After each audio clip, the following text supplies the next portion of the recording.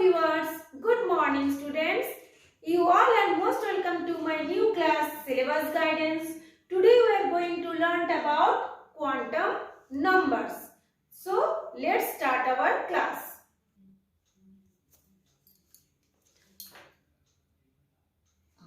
तो ये देखिए मैंने लिख दी हूँ क्वांटम नंबर्स। तो इसका पहले मीनिंग को समझिए। क्वांटम का मतलब होता है बहुत सारे, नंबर का मतलब होता है संख्या। तो क्वांटम नंबर मतलब किसी भी, देखिए मैंने यहाँ पे दिया है, किसी भी एक नाभिक के चारों ओर बहुत सारे कक्षक होते हैं, है ना। जैसे SPDF बहुत सारे कक्षक होते हैं। वो सारे कक्षक का जो ग्रुप होती है उसको, वो जो संख्या का समुच्चय होती है उसको कहा जाता है क्वांटम, और उसकी जो संख्या होगी वो होगा नंबर्स। खैर आप लोगों को ये क्वांटम नंबर्स जो मैंने अभी बताया उसको याद करने की जरूरत नहीं है। मैं सिर्फ समझाने के लिए बताई हूँ कि बहुत सारे कक्षकों के जो समुच्चय होती है उसकी जो संख्या होती है उसे कहा जाता है क्वांटम नंबर। तो इसका हम डेफिनेशन कैसे देंगे? डेफिनेशन हम बोलेंगे, नंबर से हम शुरू करेंगे डेफिनेशन देना। वह संख्या, नंबर है ना, वह संख्या जो परमाणु में किसी इलेक्ट्रॉन के बारे में संपूर्ण जानकारी देता है। संपूर्ण का मतलब जैसे इलेक्ट्रॉनों की ऊर्जा क्या है यानी एनर्जी क्या है, उसकी आकृति क्या है यानी उसका शेप क्या है, उसका आकार साइज क्या है, उसकी अभिविन्यास क्या है और उसकी चक्रण क्या है, इन सारे चीजों के बारे में बताती है वह संख्या जो परमाणु में किसी इलेक्ट्रॉन के बारे में संपूर्ण जानकारी देता है। जैसे ऊर्जा, आकृति, आकार, अभिविन्यास तथा चक्रण को बताती है, उसे क्वांटम नंबर कहते हैं। ठीक है, हम जानते हैं नाभिक के चारों ओर इलेक्ट्रॉन घूमते हैं, तो इलेक्ट्रॉनों की जो जानकारी देगी उसी को कहा जाता है क्वांटम नंबर। अच्छा, ये जो क्वांटम नंबर होती है वो 4 नंबर होते हैं, है ना। उसको 4 भागों में बांटा गया है या उसको 4 क्वांटम संख्याएं होती है। फर्स्ट क्वांटम संख्या को कहते हैं प्रिंसिपल क्वांटम नंबर। क्वांटम को मैं QU लिख दी हूँ, आप लोग पूरा लिखिएगा। प्रिंसिपल क्वांटम का मतलब होता है मुख्य, जैसे हमारे मुखिया होती है स्कूल में प्रिंसिपल होते हैं, वैसे मुख्य क्वांटम संख्या। तो मुख्य क्वांटम संख्या इसे n से दर्शाते हैं। हमारा जो इंग्लिश में लेटर होता है n से दर्शाते हैं। ये क्या बताता है? ये इलेक्ट्रॉन की ऊर्जा को बताता है। जैसे नाभिक के चारों ओर कक्षक में इलेक्ट्रॉन घूमते हैं, उस इलेक्ट्रॉन की क्या ऊर्जा है ना, तथा नाभिक से इलेक्ट्रॉनों की दूरी को बताता है। जैसे मान लीजिए, देखिए यहाँ पे नाभिक है, अगर वो के कोश में है तो उसकी दूरी L में है, तो थोड़ा ज्यादा दूरी M में है तो थोड़ा और दूरी, यानी नाभिक से उसकी जो इलेक्ट्रॉन कौन से कक्षक में होगा उस इलेक्ट्रॉनों की दूरी को बताता है। आपके बुक में बहुत से लंबा चौड़ा करके दिया हुआ है, आप उसको देख के घबराइएगा भी मत और उसको एक बार सरसरी निगाहों से पढ़ लीजिए। लेकिन मैं जैसे बताई हूँ वैसे ही आप इसको लर्न कर लीजिए, याद कर लीजिए। तो प्रिंसिपल क्वांटम संख्या यानी मुख्य क्वांटम संख्या, इसे n से दर्शाते हैं। ये इलेक्ट्रॉनों की ऊर्जा को बताता है यानी उसकी एनर्जी को बताता है, और साथ ही नाभिक से इलेक्ट्रॉनों की दूरी को भी बताता है कि नाभिक से वो कितनी दूरी पर वो इलेक्ट्रॉन उपस्थित है और उसकी ऊर्जा क्या है। सेकंड हो गया एजीमुथल और एंगुलर क्वांटम संख्या।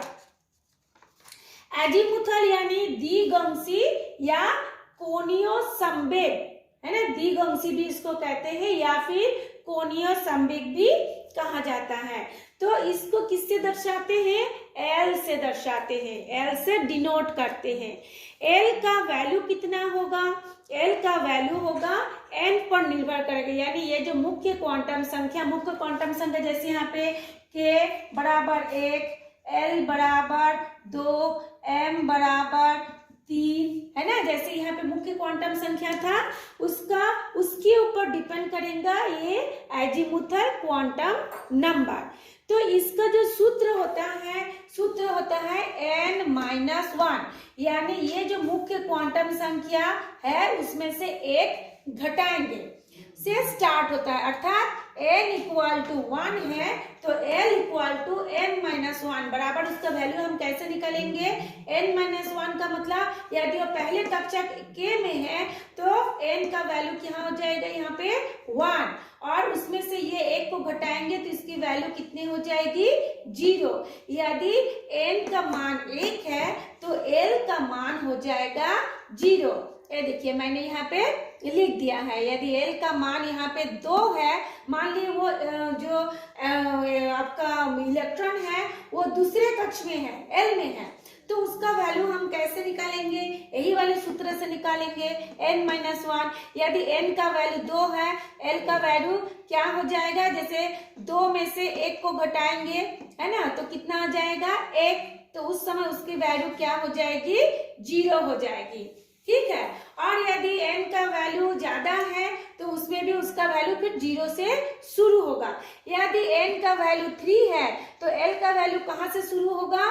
0, 1, 2। एक चीज आप इसको ध्यान से देखिए n का वैल्यू कितना है? 2 है ना, तो l का वैल्यू भी 2 होगा, लेकिन वो स्टार्ट कहाँ से होगा?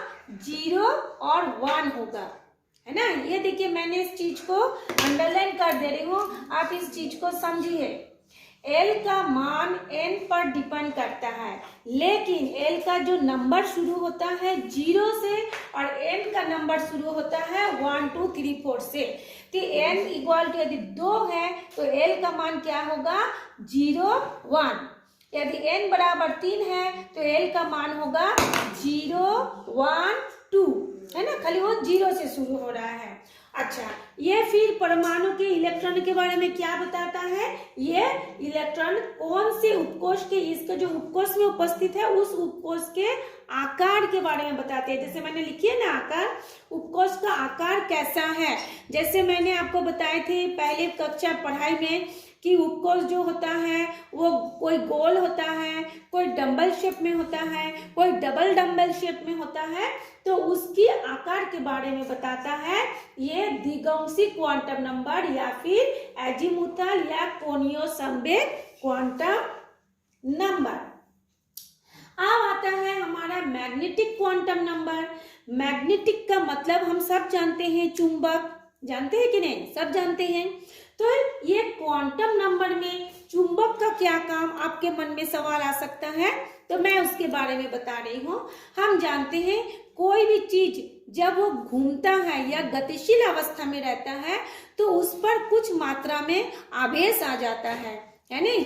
जैसे कि हम लोग देखते हैं ना, इलेक्ट्रिक एक दूसरे को खींचते हैं, पॉजिटिव आयन नेगेटिव आयन, या किसी पर चार्ज आ जाता है घूमने से, तो उसको कहा जाता है मैग्नेटिक। यानी मैग्नेटिक का मतलब क्या है? जब इलेक्ट्रॉन ऐसे चक्कर लगा रहा है तो उसमें दो प्रकार का चक्कर होता है। एक तो होता है वो नाभिक के चारों ओर घूमता है, और एक चक्कर होता है खुद अपनी एक्सिस के चारों ओर घूमता है।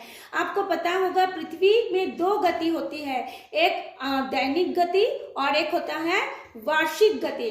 दैनिक गति में पृथ्वी अपनी अक्ष के चारों ओर मतलब सुबह से शाम तक घूमते हैं, वो हो गया आपका सूरज के चारों ओर घूमते हैं, वो हो गया आपका दैनिक गति, जिस कारण दिन और रात होता है। और एक गति होती है वार्षिक गति, मतलब वो एक साल में एक बार पूरा सूरज के चारों ओर चक्कर लगाता है, इसलिए वो 365 दिन का होता है। सेम वही थिंग्स आपका इसमें है। जब इलेक्ट्रॉन चक्कर लगाता है नाभिक के चारों ओर तो उसमें भी दो गति होती है। एक तो होता है वो अपने एक्सिस के चारों ओर चक्कर लगा रहा है और एक होता है पूरा नाभिक के चारों ओर चक्कर लगा रहा है। तो जब वो इस तरह से चक्कर लगा रहा है तो उसके चारों ओर एक क्षेत्र उत्पन्न होता है। कैसा क्षेत्र? चुंबकीय क्षेत्र। जैसे कि कोई चुंबक किसी लोहे को खींचता है या लोहे से बनी चीजों को खींचता है, उसी तरह से इलेक्ट्रॉन भी जब नाभिक के चारों ओर दो प्रकार से गति करते हैं तो उसमें भी एक चुंबकीय क्षेत्र उत्पन्न हो जाता है। इसको कहा जाता है मैग्नेटिक क्वांटम नंबर। ये क्या बताता है? ये उसकी अभिविन्यास को बताता है। तो अभी मैंने जितने सारे जानकारी दी, जो इलेक्ट्रॉन अपने नाभिक के चारों ओर भी घूमता है, अपने एक्सिस के चारों ओर भी घूमता है, जिस तरह से पृथ्वी में दो गति होती है इलेक्ट्रॉन में भी वही गति होती है, उसको कहा जाता है अभिविन्यास। उस शब्द का अर्थ होता है अभिविन्यास। अभिविन्यास का मतलब होता है दिशा या गति या किस तरह से वो घूम रहा है ना। तो मैग्नेटिक क्वांटम नंबर, जिसको हम लोग चुंबकीय क्वांटम संख्या कहते हैं, उसको क्या बोलते हैं? m से डिनोट करते हैं। इसका जो मान होगा l पर डिपेंड करेगा, है ना। तो जैसे देखिए n का मान k l m पर डिपेंड करता है, उसी तरह से l का मान n पर डिपेंड करता है। इसी तरह से मैग्नेटिक क्वांटम नंबर जो m का मान होगा वो l पर डिपेंड करेगा। इसका मतलब क्या है? इसका मान जो होता है l की जो संख्या होगी उस पर निर्भर करेगा। यानी इसका मान -1 से लेकर के +1 तक होता है ना। -1 से लेकर के ये +1 तक होता है। इसका सूत्र क्या है? 2l+1। 2l+1 का मतलब होता है यदि अर्थात l इक्वल टू यदि 0 हो, है ना, l इक्वल टू यदि 0 हो, पूछा जाएगा, आपको क्वेश्चन आता है एग्जाम में, यदि l का मान 0 हो तो m का मान आप लोग निकालिए। देखिएगा क्वेश्चन आएगा एग्जाम में, तब हमको ये सूत्र बैठाना पड़ेगा 2l+1, यानी 2 गुना, यहाँ पे कुछ नहीं है, मतलब गुना का चिन्ह 2l के बीच में क्या है? गुना का बिंदु से दर्शाते हैं। तो l वैल्यू कितना दिया है यहाँ पे? 0, यानी 2 गुना 0 +1। तो 0 को 2 से गुना करेंगे तो 200 होगा, उसके साथ 1 ऐड करेंगे तो 1 ही आएगा। तो इसका मतलब क्या होगा? l इक्वल टू 0 हो तो m बराबर कितना हो गया आपका? 1 आ गया। यानी इसका मान हम कैसे लिखेंगे? -1 से लेकर के +1 तक, यानी बीच में एक 0 भी आता है। यदि आपका क्वेश्चन आएगा यदि l इक्वल टू 3 हो तो m का मान कैसे होगा? तो हम लोग वही वाली, ये देखिए, यही वाले सूत्र हम लिखेंगे 2l+1, है ना, यही वाले सूत्र हो जाएगा। दिख रहा है आप लोगों को 2l+1? थोड़ा सा मैं इसको जूम करके दिखा, तो इसको जूम करके मैं दिखा रही हूँ, इसको ध्यान से देखिए।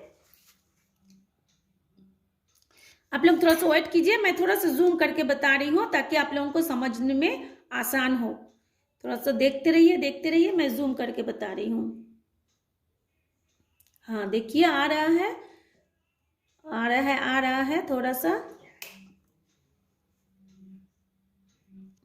हाँ ये देखिए, इसमें है, देखिए 2l। अगर आपका क्वेश्चन आएगा, आप देख लीजिए, l का वैल्यू 3 हो तो m का वैल्यू क्या होगा?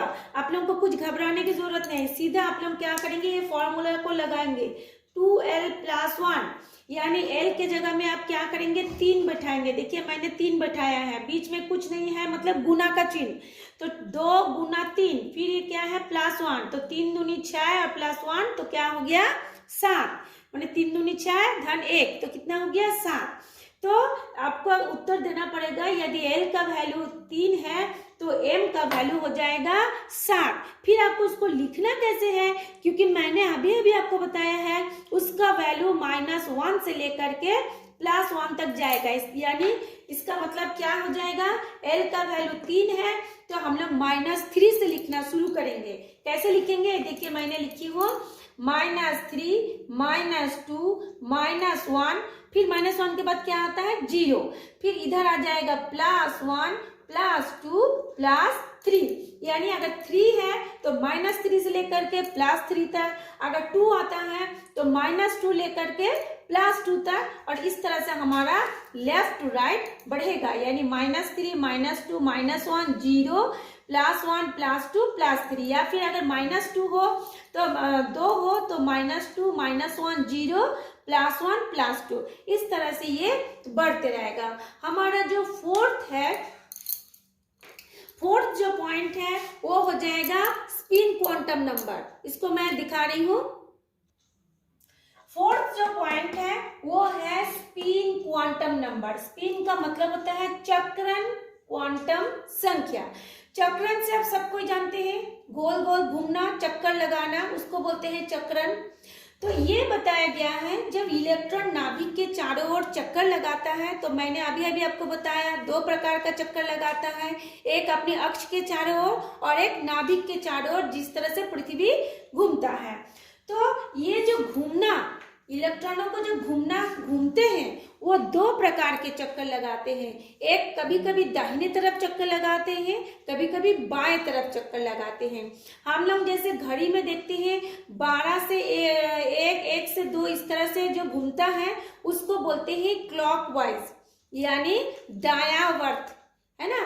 तो जब इलेक्ट्रॉन क्लॉकवाइज घूमेगा, दाहिने तरफ घूमेगा, तब उसका साइन होगा +12, और जब इलेक्ट्रॉन मतलब 12 से उल्टा घूमेगा, मतलब 11 10 9 घूमेगा, तब उसको हम बोलते हैं वामावर्त, यानी एंटी क्लॉकवाइज, जिसको हम लोग -12 से दर्शाते हैं। जैसे आप लोगों को कभी अभी आगे जाके पढ़ाई में मिलेगा, जैसे मान लीजिए ये एक कोश है, एस कोश हो गया, या किसी भी पी कोश का एक हिस्सा हो गया, तो उसमें देखेंगे यदि इसमें जो इलेक्ट्रॉन है ना, 2 इलेक्ट्रॉन होता है। एक उपकोष में कितना होता है, ज्यादा से ज्यादा 2 ही इलेक्ट्रॉन हो सकते हैं, इससे ज्यादा नहीं।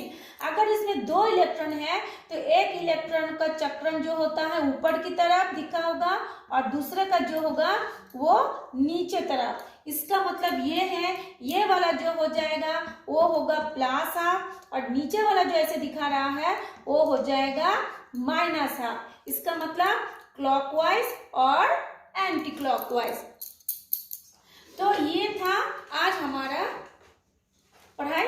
चलिए, इस पढ़ाई में हमने क्वांटम नंबर क्या है, उसको कितने संख्या है, उसको किसे कहते हैं और किसको क्या बताते हैं, पूरी चीजों के बारे में बताया।